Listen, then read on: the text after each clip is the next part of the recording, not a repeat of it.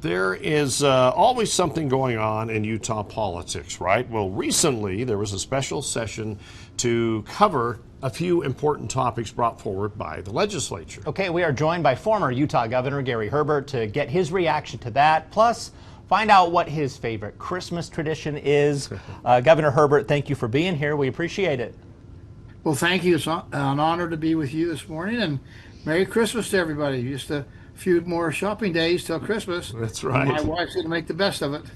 All right. Well, yeah, Merry Christmas to you, too. Let's start off with, I guess, some of the harder issues to talk about. The special session that wrapped up not too long ago, dealing with redistricting and filing deadlines. How do you think that whole thing turned out?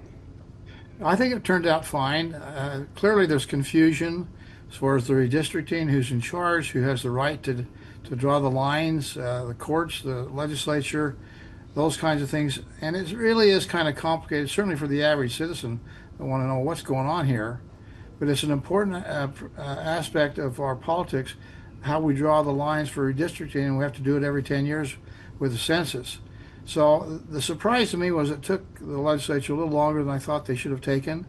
Clearly with the differences of opinion, that's why we have courts, and the courts don't always get it right. That's why we have appellate courts. And so it should have been appealed, and it is being appealed now all the way to the Supreme Court. I think that's the right thing to have happen, and we'll get an answer to who's right on this law. Does the legislature have the sole right? Does the people have the ability to weigh in on initiative petitions and control how they draw those lines or not?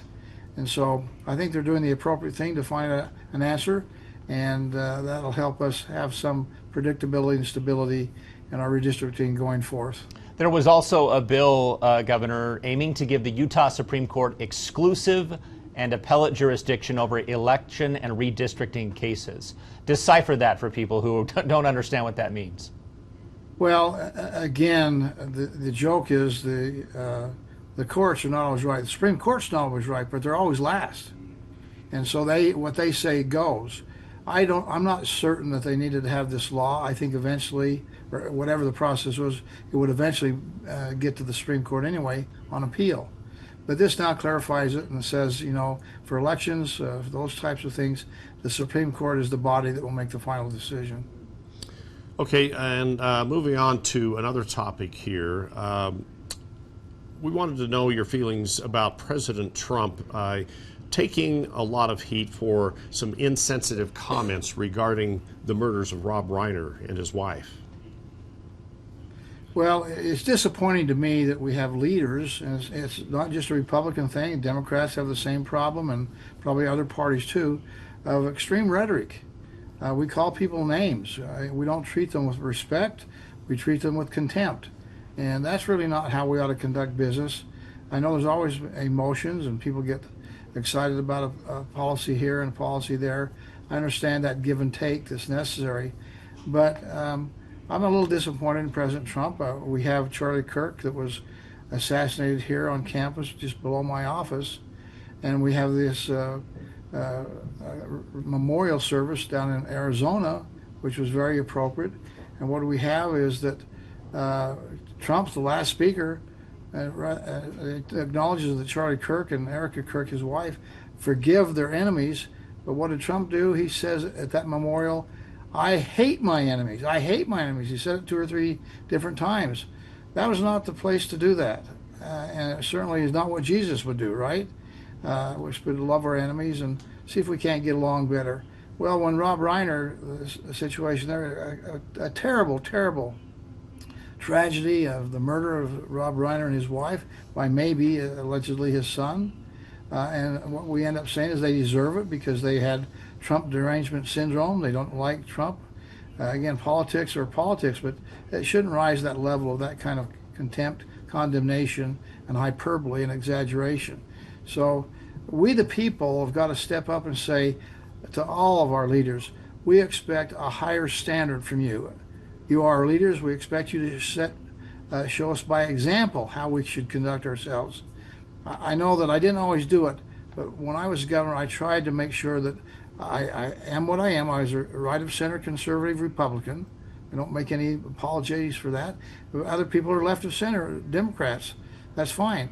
But I was moderate in tone. I didn't call people names. And I was inclusive in process to see if we can't come together and work things out and find what's the best policy going forward for the people we represent. And at least it worked for me. And I think we need to have more of that kind of an approach, mutual respect for difference of opinion. Let's sit down and reason together, saith Isaiah, and see if we can't find a pathway forward to represent the people the way we should. Okay, we just got about a minute left, Governor. Let us know it's the Christmas season, obviously. What's your favorite part of this time of year? What are some of your favorite traditions? Well, we all have them, and I think that's important that people and families have traditions. My favorite tradition is I don't remember a time ever on Christmas Eve that we didn't gather as a family, whether at grandma's house or my parents' house. Now I'm the grandparent at our house. We have about 35 of us will gather together on Christmas Eve and enjoy each other's company. It really is the love of and spirit of Christmas that we gather together. Santa Claus and the presents are good, but that's not the sole purpose. And in the Herbert household, we recognize it's the birth, representing the birth of our Savior Jesus Christ. That's something we ought to celebrate. We also celebrate lighting the menorah, Diwali at the same time. They're all about light. Jesus was the light of the world. Again, all religious persuasions can come together during these Christmas holidays and love one another and say, what can we do to make our lives for others better than it currently is? Find ways to serve. All right, Governor Herbert, always great talking with you. It's been nice all year. In fact, I think we've had you at least as a monthly guest. And we wish you and your family a very Merry Christmas. Same to you and everybody out there in TV land. Merry Christmas and have a Happy New Year. 2026 is going to be the best ever. All right. All right. Thank you, Governor Herbert. Yeah.